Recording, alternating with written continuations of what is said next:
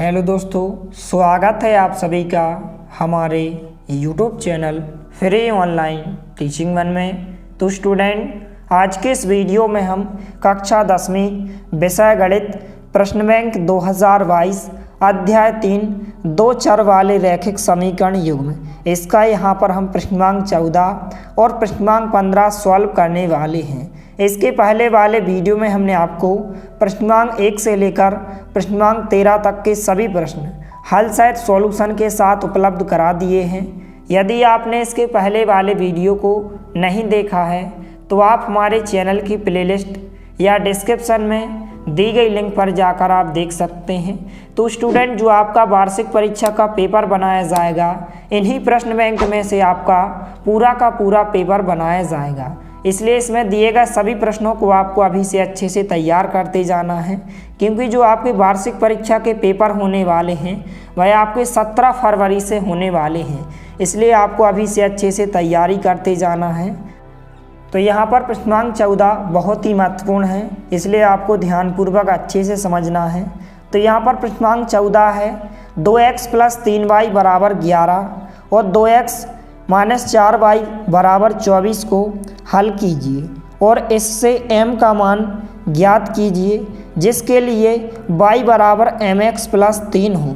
तो सबसे पहले इन दो समीकरणों को हम किसी भी विधि से सॉल्व करेंगे और यहाँ से हम x और y के मानों को निकालेंगे और इन x और y के मानों को हम इस समीकरण में रखेंगे और इसको हम सॉल्व करेंगे। तो आप आसानी से यहाँ से m का मान निकाल सकते हैं। तो सबसे पहले जो भी समीकरण दिए गए हैं यहाँ पर हम लिख लेते हैं।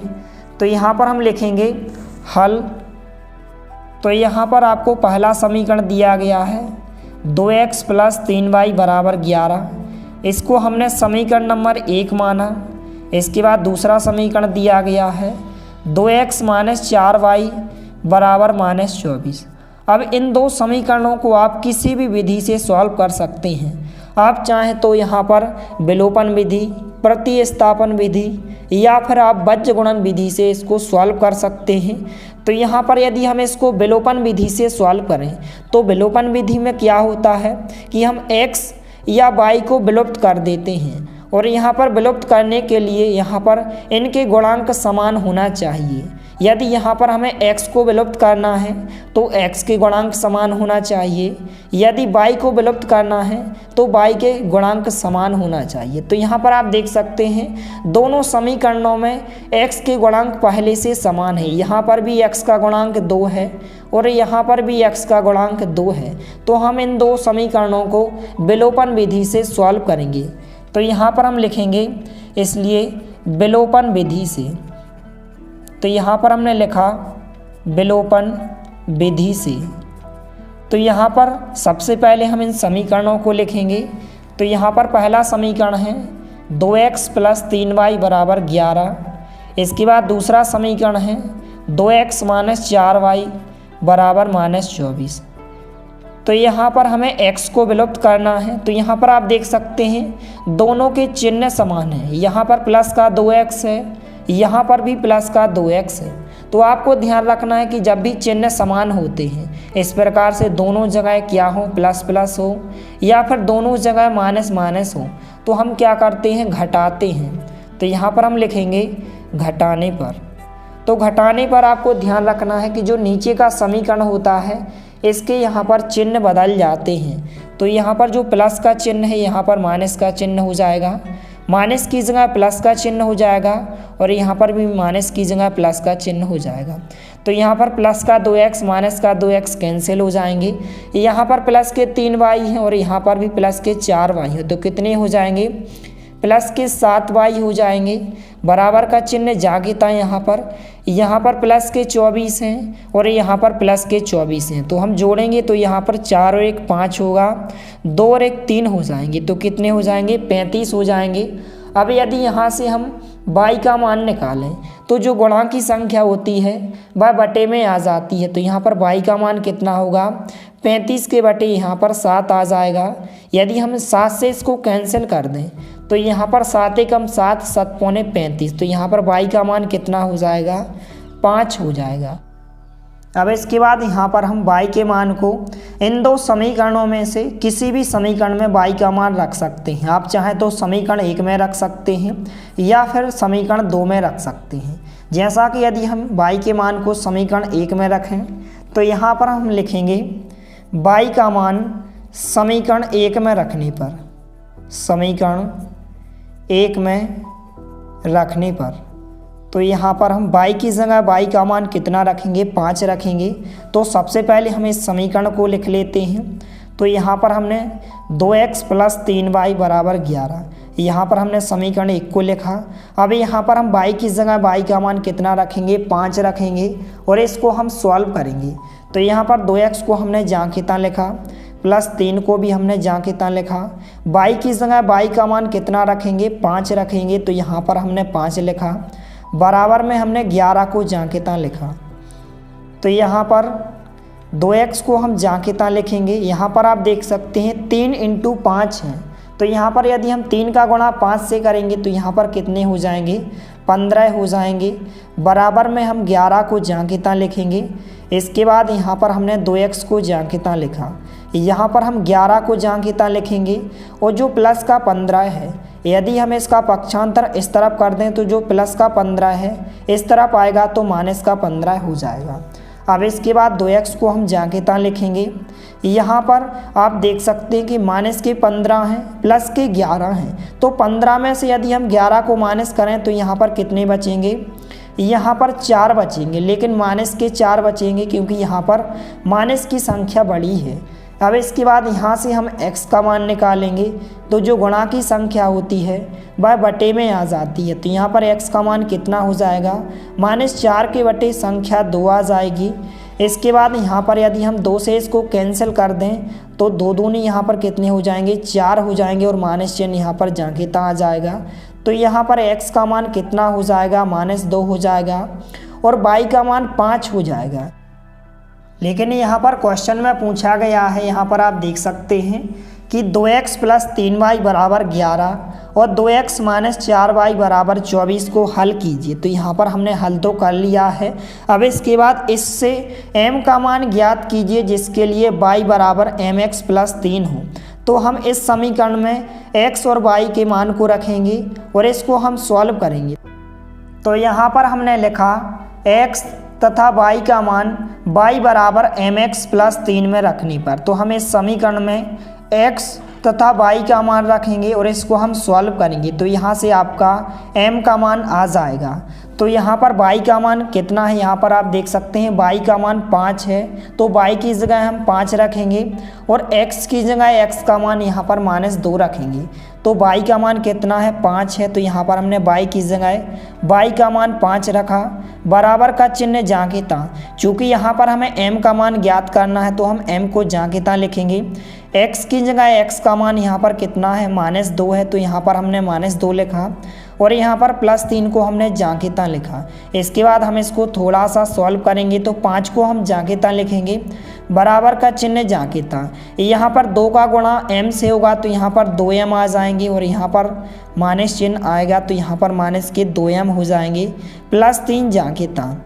अब इसके बाद यहाँ पर यदि हम -2m का पक्षांतर इस तरफ कर दें तो जो माइनस का 2m है इस तरफ आएगा तो प्लस का 2m हो जाएगा। तो यहाँ पर हमने -2m का पक्षांतर इस तरफ किया तो प्लस का 2m हो जाएगा, बराबर का चिन्ह जहाँ की तहाँ। यहाँ पर हम +3 को जहाँ की तहाँ लिखेंगे। यहाँ पर जो प्लस का 5 है यदि हम इसका पक्षांतर इस तरफ कर दें तो माइनस का 5 हो जाएगा। इसके बाद 2m को हमने जहाँ की तहाँ लिखा, बराबर का चिन्ह जहाँ की तहाँ। यहाँ पर यदि हम 5 में से 3 को माइनस कर दें तो यहाँ पर कितने बचेंगे, 2 बचेंगे। लेकिन माइनस के बचेंगे क्योंकि यहाँ पर माइनस की संख्या बड़ी है। अब इसके बाद यहाँ से हम m का मान निकालेंगे तो जो गुणा की संख्या होती है वह बटे में आ जाती है। तो यहाँ पर m का मान कितना हो जाएगा, -2/2 आ जाएगा। अब इसके बाद यहाँ से यदि हम 2 को कैंसिल कर दें तो यहाँ पर 2 एकम 2 होगा और माइनस चिन्ह जहाँ की तहाँ। तो यहाँ पर m का मान कितना हो जाएगा, -1 हो जाएगा। यही आपका आंसर हो जाएगा। तो इस प्रकार से आप लिख सकते हैं। अतः m का मान यहाँ पर -1 होगा। तो यहाँ पर हमने लिखा अतः m का मान -1 होगा। तो इस प्रकार से इस क्वेश्चन को आपको अभी से अच्छे से सॉल्व करके देख लेना है।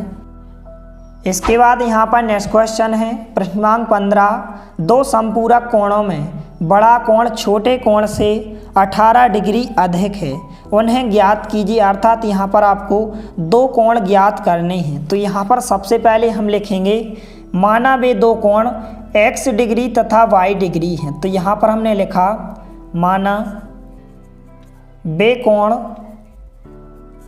x डिग्री तथा y डिग्री हैं। तो इस प्रकार से सबसे पहले आपको यहाँ पर लिखना है माना वे कोण x डिग्री तथा y डिग्री हैं। इसके बाद यहाँ पर हम क्वेश्चन को पढ़ेंगे। तो क्वेश्चन में बताया गया है कि दो समपूरक कोणों में, तो समपूरक कोण क्या होते हैं, यहाँ पर जिन दो कोणों का योग कितना होता है 180 डिग्री होता है। क्योंकि यहाँ पर तो हमें कोण पता नहीं है तो हम दो कोणों का योग कितना लिखेंगे 180 डिग्री लिखेंगे। क्योंकि समपूरक कोण क्या होते हैं, ऐसे कोण जिन दो कोणों का योग कितना होता है 180 डिग्री होता है। तो यहाँ पर हम लिखेंगे इसलिए प्रश्न के अनुसार हम इस क्वेश्चन को सॉल्व करेंगे। तो यहाँ पर क्वेश्चन में बताया गया है कि दो समपूरक कोण, तो समपूरक कोण क्या होते हैं, जिन दो कोणों का योग कितना होता है 180 डिग्री होता है। तो यहाँ पर हम लिखेंगे x + y बराबर 180। क्योंकि क्वेश्चन में पहले से बताया गया है कि यहाँ पर दोनों कोण कैसे हैं, समपूरक कोण हैं, इसलिए यहाँ पर हमने लिखा x + y बराबर कितना होगा 180 डिग्री होगा। यहाँ पर यदि हम इसको समीकरण नंबर 1 नाम दे दें। इसके बाद यहाँ पर आगे क्वेश्चन में दिया गया है कि दो समपूरक कोणों में बड़ा कोण छोटे कोण से कितना है 18 डिग्री अधिक है। तो यहाँ पर मान के चले कि बड़ा कोण यहाँ पर कितना है 108 डिग्री है और छोटा कोण यहाँ पर हमने 90 डिग्री माना। तो यहाँ पर आप देख सकते हैं दोनों का अंतर कितना होगा 18 डिग्री होगा। तो यहाँ पर जो 18 डिग्री दिया गया है वास्तव में इनका क्या दिया गया है, अंतर दिया गया है। तो यहाँ पर हम क्या करेंगे x ऋण y बराबर कितना लिखेंगे 18 डिग्री लिखेंगे। तो यहाँ पर हम लिखेंगे तथा x - y बराबर 18। तो इस प्रकार से हम इसको समीकरण नंबर 2 मान सकते हैं। अब इसके बाद इन दो समीकरणों को आप किसी भी विधि से सॉल्व कर सकते हैं। आप चाहें तो इनको प्रतिस्थापन विधि, बीजगणन विधि या विलोपन विधि से सॉल्व कर सकते हैं। जैसा कि यहाँ पर यदि हम इन दो समीकरणों को प्रतिस्थापन विधि से सॉल्व करें तो यहाँ पर हम लिखेंगे प्रतिस्थापन विधि से। तो यहाँ पर हमने लिखा प्रतिस्थापन विधि से।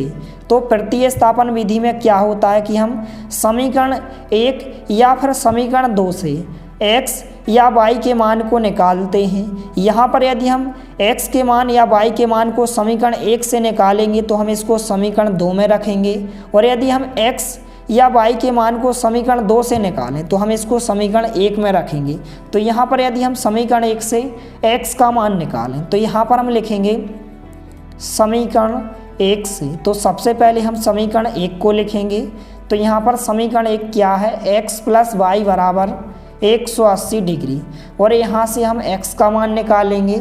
आप चाहें तो y का मान भी निकाल सकते हैं। तो यहाँ पर यदि हम x का मान निकालें तो जो प्लस का y है इस तरफ आएगा तो यहाँ पर माइनस का y हो जाएगा।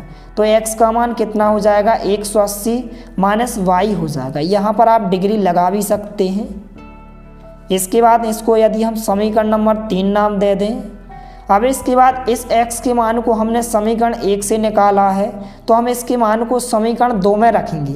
तो यहाँ पर हम लिखेंगे, तो यहाँ पर हमने लिखा x का मान समीकरण 2 में रखने पर तो हम x की जगह x का मान कितना रखेंगे 180 माइनस y, यहाँ पर हम समीकरण 2 में रखेंगे और इसको हम सॉल्व करेंगे। तो यहाँ पर समीकरण 2 क्या है, x ऋण y बराबर 18 है। तो यहाँ पर x की जगह यदि हम x का मान कितना रखें 180 माइनस y, तो यहाँ पर हमने x की जगह x का मान 180 माइनस y लिखा। यहाँ पर माइनस y को हम जांकिता लिखेंगे और बराबर में हमने 18 को जांकिता लिखा। इसके बाद यहाँ पर यदि हम इसको सॉल्व करें तो यहाँ पर 180 को हमने जांकिता लिखा। यहाँ पर माइनस का 1y, माइनस का 1y, यहाँ पर कितने हो जाएंगे माइनस के 2y हो जाएंगे। बराबर में हम 18 को जांघिता लिखेंगे। अब इसके बाद यहाँ पर हमने -2y को जांघिता लिखा, जो प्लस का 180 है। यदि हम इसका पक्षांतर इस तरफ कर दें तो जो प्लस का 180 है इस तरफ आएगा तो माइनस का 180 हो जाएगा। तो यहाँ पर हमने 18 को जांघिता लिखा, जो प्लस का 180 है इस तरफ आएगा तो माइनस का 180 हो जाएगा। इसके बाद यहाँ पर हमने 2y को जांघिता लिखा। तो यहाँ पर यदि हम माइनस के 180 में से 18 को माइनस कर दें तो यहाँ पर कितने बचेंगे, यहाँ पर माइनस के 162 बचेंगे, क्योंकि यहाँ पर आप देख सकते हैं माइनस की संख्या बड़ी है, इसलिए यहाँ पर माइनस का चिन्ह आएगा। इसके बाद दोनों पक्षों से यहाँ पर माइनस चिन्ह कैंसिल हो जाएगा, तो y का मान यहाँ पर कितना हो जाएगा 162, और यहाँ पर जो गुणा की संख्या होती है वह बटे में आ जाती है, तो यहाँ पर 162 के बटे कितने आ जाएंगे, 2 आ जाएंगे। तो यहाँ पर यदि हम इसको 2 से कैंसिल करें तो यहाँ पर 2 का भाग 16 में कितनी बार जाएगा, 8 बार जाएगा। तो 2 अट्ठे 16 और 2 एकम 2। आप चाहें तो यहाँ पर 2 का भाग भी कर सकते हैं, तो यहाँ पर y का मान कितना हो जाएगा 81 हो जाएगा। अब इसके बाद यहाँ पर हम y के मान को इन तीनों समीकरणों में से किसी भी समीकरण में रख सकते हैं। जैसा कि यदि हम y के मान को इस समीकरण 3 में रखें तो यहाँ पर हम लिखेंगे, तो यहाँ पर हमने लिखा y का मान समीकरण 3 में रखने पर, तो हम y की जगह y का मान रखेंगे और इसको हम सॉल्व करेंगे। आप चाहें तो y के मान को आप समीकरण 1 में भी रख सकते हैं, समीकरण 2 में भी रख सकते हैं। तो यहाँ पर हम y की जगह y का मान 81 रखेंगे और इसको हम सॉल्व करेंगे। तो यहाँ पर हमने x को जांघिता लिखा, बराबर का चिन्ह जांघिता, यहाँ पर हम 180 को भी जांघिता लिखेंगे। इसके बाद यहाँ पर माइनस चिन्ह जांघिता, y की जगह y का मान कितना रखेंगे, यहाँ पर 81 रखेंगे, तो यहाँ पर हमने 81 लिखा। अब इसके बाद यहाँ पर यदि हम 180 में से 81 को माइनस कर दें तो यहाँ पर कितने बचेंगे, यहाँ पर 99 बचेंगे। तो इस प्रकार से x का मान कितना हो जाएगा, 99 हो जाएगा। y का मान यहाँ पर कितना हो जाएगा, 81 हो जाएगा। तो यहाँ पर जो हमने 2 कोण माने थे, यहाँ पर x डिग्री तथा y डिग्री, तो यहाँ पर पहला कोण यहाँ पर 99 डिग्री हो जाएगा। दूसरा कोण हमने y के बराबर माना था, तो यहाँ पर कितना हो जाएगा 81 डिग्री हो जाएगा। तो यहाँ पर हम लिखेंगे, तो यहाँ पर हमने लिखा अतः वे कोण, तो यहाँ पर पहला कोण यहाँ पर हमने x डिग्री माना था, तो यहाँ पर पहला कोण कितना हो जाएगा 99 डिग्री हो जाएगा, तथा दूसरा कोण यहाँ पर हमने y डिग्री माना था, तो यहाँ पर दूसरा कोण 81 डिग्री हो जाएगा। यही आपके आंसर हो जाएंगे। तो इस प्रकार से दोनों प्रश्नों को आपको अभी से अच्छे से सॉल्व करके देख लेना है। यदि वीडियो पसंद आए तो प्लीज़ लाइक कीजिए, दोस्तों के साथ शेयर कीजिए, और यदि आपने हमारे चैनल को सब्सक्राइब नहीं किया है तो प्लीज़ सब्सक्राइब कीजिए। धन्यवाद, मिलते हैं अगले वीडियो में, तब तक के लिए जय हिंद, वंदे मातरम।